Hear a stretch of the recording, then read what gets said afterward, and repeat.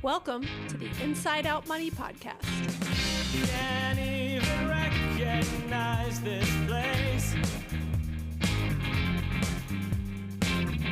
Too many pieces of our past mistakes.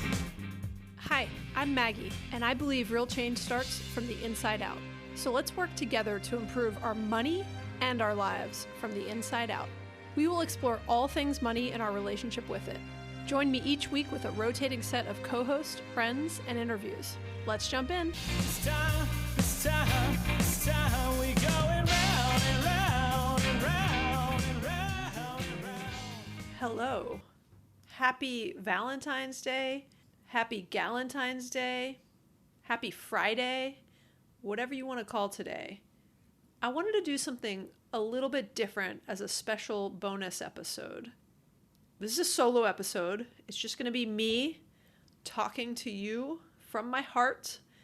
I'm going to read you a little love letter. I had this idea recently and thought I would try it out, so let me know what you think. It's essentially a financial love letter from me to you, and I thought, what better day to release it than a day that, though it's become a Hallmark holiday in many ways, it's still a day that we can celebrate our love for each other. Hello, my friend. It's Valentine's Day, and regardless of how you feel about Valentine's Day, I'm going to show my love for you in this love letter. It's a financial love letter of sorts. This is just you and me, no judgment, only love and encouragement. This is me pouring my heart out to you, a heart that knows how amazing it feels to get a grasp on and confidence in managing your personal finances. I hope you'll reread this letter from time to time when you need a dose of love and encouragement. I hope you'll share this letter with other people you care about. I hope you'll send it to your partner, to your spouse, to your mom, to your cousin, to your neighbor, to anyone and everyone.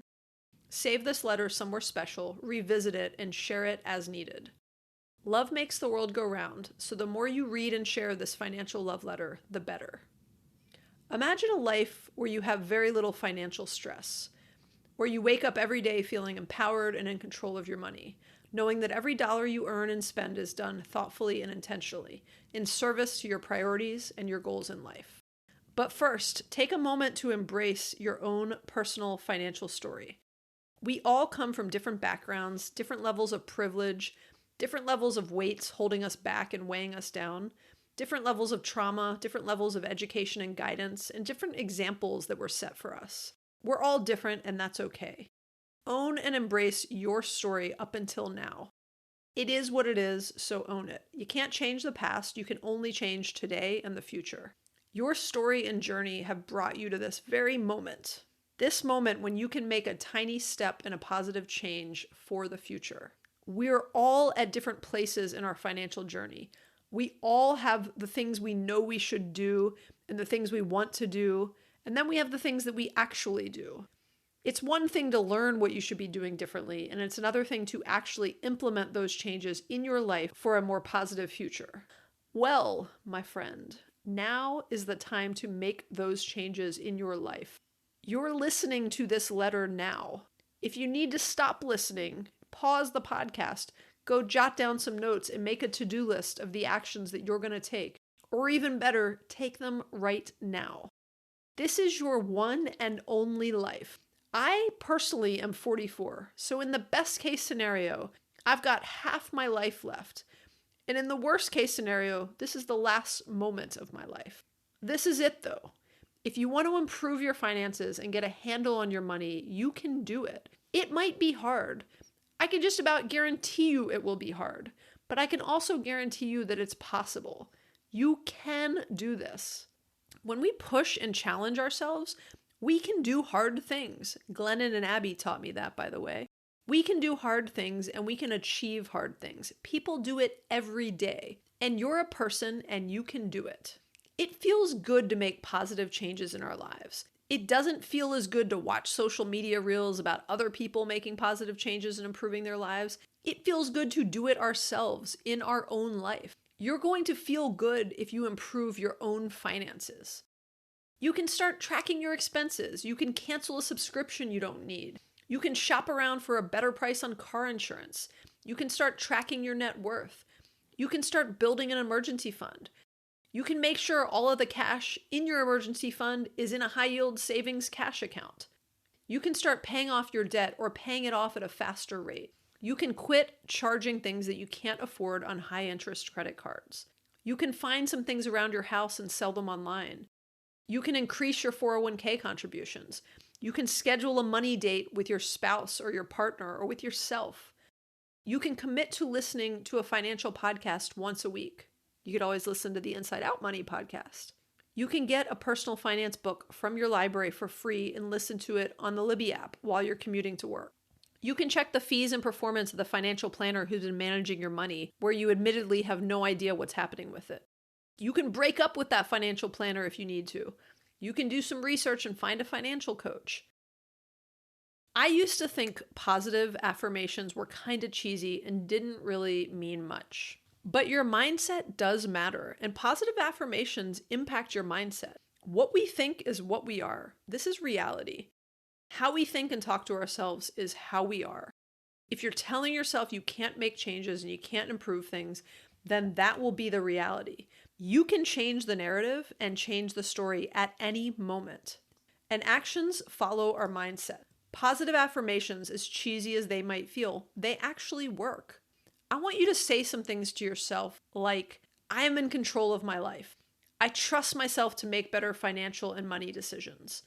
I am worth making better financial and money decisions. I can be the financial hero for my family, and I can be the change I want to see in all of us. My happiness is more important than the stuff I own or the money I spend. Money doesn't buy happiness. Yes, it buys some necessities and comforts, but beyond a certain point, it doesn't buy true happiness. I deserve to be financially stable. I deserve to have FU money. I deserve to live without debt. I deserve to plan for my future. I deserve to be financially independent. When we are spending money we don't have, we are letting our financial decisions impact our happiness.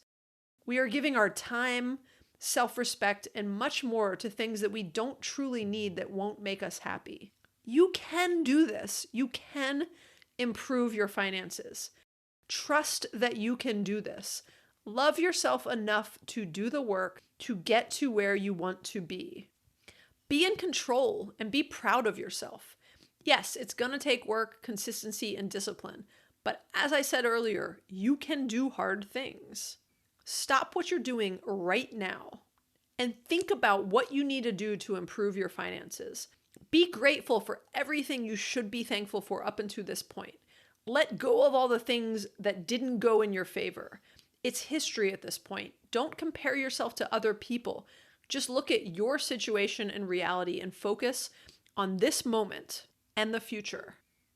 Remember, there aren't a lot of shortcuts in life. The key to improving your finances isn't winning the lottery, some get-rich-quick scheme, or some other quick fix. The key is spending less than you make and saving and investing the difference. The key is consistency. Consistency is the only shortcut to improving your finances. When you're happy with yourself and coming from a place of joy, improving your finances will be easier. I know this is easier said than done. It's hard to focus on the positive and not be negative or critical. And how do you change that? How do you start loving yourself enough to make positive changes in your financial life? You just have to start small, and it will get easier over time. It's about proving to yourself that you can do it. We prove this to ourselves by setting smaller, attainable goals and starting there. We have to get up and take action. You're listening to this right now, so that's a start. Decide what you need to do to make improvements. It will be unique for everyone, but there are some basics and a checklist that you can go through if you don't know where to start. Do something today to make yourself proud. Stop telling yourself that tomorrow you will do this or that. Do it today. Do it right now. Everything doesn't have to be some big production. You just have to get started on something now. Go open a high-yield cash savings account. It takes 2 minutes. Don't order dinner out tonight and eat whatever you have at home, even if it's less exciting, and save some money. You might not get that instant gratification of eating something easy and yummy, but tomorrow you will feel the same or better. Set your future self up for success. Automate savings. Increase your 401k. Get your money into a high-yield savings cash account. Make sure your HSA funds are actually invested. Decide to break up with your financial planner, or go listen to a podcast episode on a topic you need to focus on. You can't do all of the other things you want to do in this world if you're drowning in financial debt or carrying the type of financial stress where you can't handle an emergency. If you're constantly in catch-up mode, it's harder to get ahead. So let's get started. Let's make decisions today that will make your future financial life better and easier. The goal today doesn't need to be the big goal. It's the tiny goal to get you started. The goal today is to get started and spend 15 or 20 minutes on one or two things that you need to do to get started. This will make you feel good. Don't think about the bigger goal, as that could be overwhelming. Be proud of every tiny step you take towards progress. If your finances are already in a perfect, amazing space, then that's awesome, and you should feel awesome and proud. Then there might be some other areas of your life where you want to lean in and focus on. So think about what tiny steps and things you can do to progress towards that goal. Today is about making tomorrow's financial life better. What can you do? You have to fight to improve your financial life. You are in charge. You are in command. You have agency over your day-to-day financial decisions. You can't control everything financially that happens to you, but you can control a lot of how you respond and what you do day-to-day to improve your finances and better manage your money. You can do this. You are a motivated person. You are a capable person. You are the boss of your finances and your life. Be proud that you are listening to this podcast right now, and take this motivation and encouragement and make some positive changes today. Don't just wish or watch other people make changes. You're going to make these changes yourself. We live in a world of people who are complaining, have a victim mentality, are envious of others, are whining about all they don't have, and are jealous of others. This isn't you. You will take action for the future and be the hero of your finances. You'll make mistakes and you'll have setbacks. That's okay. But you're going to spend 15 to 30 minutes today on financial to-dos, and then you're going to be consistent and keep up that momentum and do more tomorrow or in 2 days. Don't burn yourself out. Don't push yourself to the point of exhaustion. Pace yourself. It's not an all or nothing path. That's how we get stuck and never make progress. It's about balance. It's a little bit every day or every other day. Take a deep breath and smile. You are on a journey, and every step you take, no matter how small, is progress. Celebrate those victories and that progress, because they are building blocks of a brighter, more secure financial future. Today, you're taking action on your financial life. Today, you are the hero and not the victim. All my financial love, Maggie from Inside Out Money.